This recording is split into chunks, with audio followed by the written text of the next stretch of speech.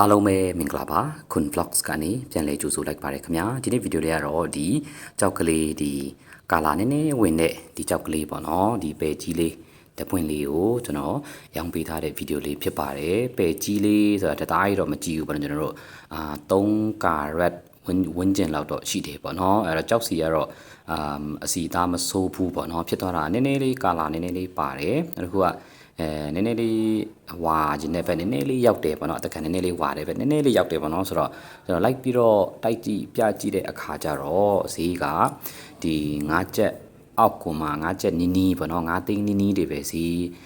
ထောက်ကြဈေးပေးကြတာနည်းနည်းများတယ်ပေါ့နော်အဲ့ဒါနဲ့ကျွန်တော်တိုက်တယ်တိုင်းနဲ့ဒီကျွန်တော်တို့အမြင့်ဆုံးပေါ့နော်9သိန်းအထိရောက်လာတဲ့အခါကျတော့ပိုင်ရှင်ကိုကျွန်တော်တစ်ချက်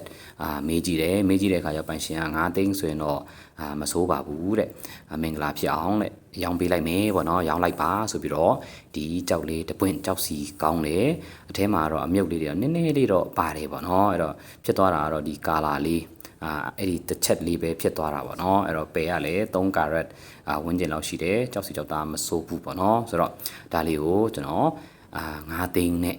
ရောင်းပေးလိုက်တဲ့ဗီဒီယိုလေးပေါ့နော်အားလုံးဒီနေ့ဒီဗီဒီယိုလေးကိုကြည့်ရှုပေးကြတဲ့အတွက်အားလုံးကိုကျေးဇူးတင်ပါတယ်ခင်ဗျာအားလုံးပါပိုင်ပါအားလုံးတတာပါ